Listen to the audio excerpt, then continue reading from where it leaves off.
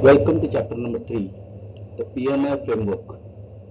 This is a framework which is basic foundation for entire course. PMI is basically an institution, project management institution from US, and they designed this framework which is internationally accepted and implemented by most of the companies which are delivering any project. And they come out with the book of knowledge, that is PMBOK, that is Project Managed Book of Knowledge. This book gives the entire description of various elements of project management. And in this course, we are going to follow that same guidelines in our consecutive chapters.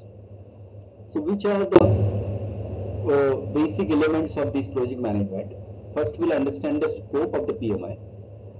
So, it defines what PMI is. This particular institute had given us the guidelines, and what is the coverage of that guidelines. That is the scope. It is not the project scope, but it is the scope of the PMI book. It defines the features and functions of product, the scope of the work needed to finish a project. Scope involves getting information required to start project, including the features of the product needed to meet its stakeholders' requirement. So, by the definition of this scope, if you go into the different knowledge areas or different processes that we are going to see in the project management. So, these are the different processes, and our next consecutive chapters are just mapped to these processes. So, we will talk about overall project management, integration of project management, scope management, time management, cost management, communication management, resource management, quality management. These are all different areas which are there in the project management as a whole. And we are going to cover in depth all those areas in the subsequent chapters. So this is overview, we can say, of the subject through this particular chapter. So if you look at the project management, there are three defined areas which we have to cover. One is business itself. So you have to understand the business. Either you are developing the product, you are manufacturing the product, or you are delivering the service. So you have to understand the business in all contexts, customers, resource management, and then ultimately delivering the product and giving the service, after sales service, and even supply chain management. So there are all the different contexts of the business that you have to cover when you are developing that project itself. Second aspect is the technology, obviously, because none of the business today is without any technology, because technology plays very vital role in any businesses. So we have to understand the technology, and ultimate is a customer, because our business is made for them, and our profit is based on how much customer we can avail the service, our product, so that we can make maximum profit out of it. So these are three major areas when you are developing a project that we have to look into overall aspects, and then we go on the different detail aspects of it. So if you look at the PMBOK, that is now Book of Knowledge, Project Management Book of Knowledge, these are the different areas that we have to really understand. And all our chapters, as I said already, are aligned to this. Okay, so we are going to understand cost management, quality management, resource management, communication, risk management, stakeholders, procurement, schedule, scope, and then integration. So these are all knowledge areas that we are supposed to study very much in detail to understand the project management. Now in this chapter you will see these different tabular or flowchart sort of things, which are not a flowchart actually, it is a charts, we can say plain charts, which are elaboration or further understanding of each title. So if you look at the project management, there are subtitles like integration, scope, time management, and inside the project integration, we can see the different elements which are aligned to that particular subject or that particular topic.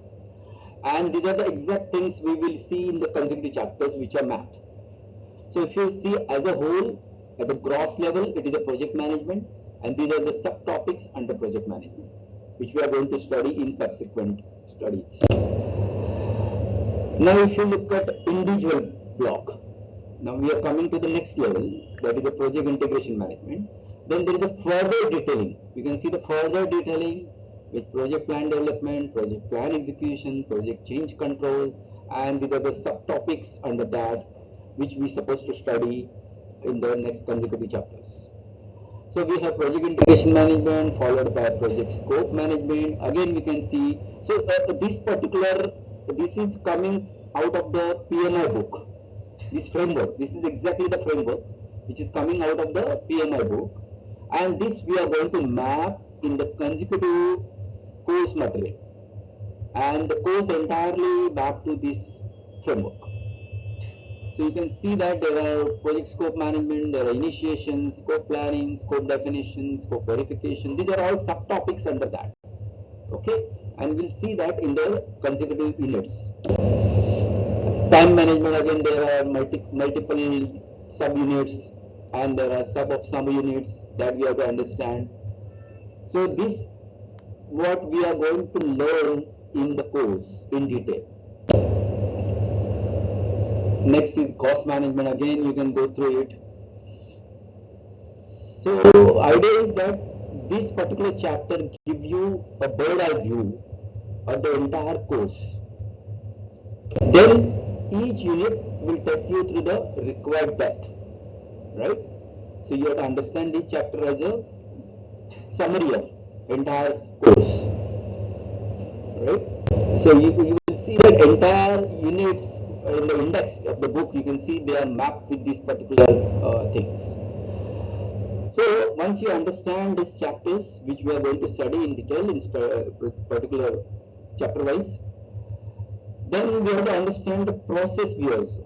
Then process view is something project initiation, project planning. So there are different processes. Ultimately, when you are developing the project management processes, that you have to map with the different aspect of the projects, right?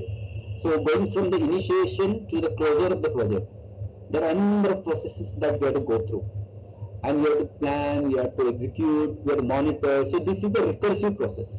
This is going to be a recursive loop, we can say, planning, execution, monitoring, and then we have to ultimately reach to the closure with the required achievements and targets in terms of timeline, in terms of cost, all other aspects we have to take into consideration. So this is again an overview shot of thing, a process view. So PMI frameworks and methodologies covered majorly process groups, which we discussed just now, the previous slide. Okay, process groups. Then we have knowledge areas, as I said, which are going to cover in depth in the consecutive units, and there are different methodologies. The methodologies will be mapped into respective knowledge areas. There will be methodology in terms of forms, templates, guidelines, flowchart, matrix, and checklist. So these are going to be our tools which will be used for monitoring, planning, and execution. Getting me? So this is what the content is of this chapter, and now we are going into the next consecutive chapter, which are aligned to this PMI framework. Thank you.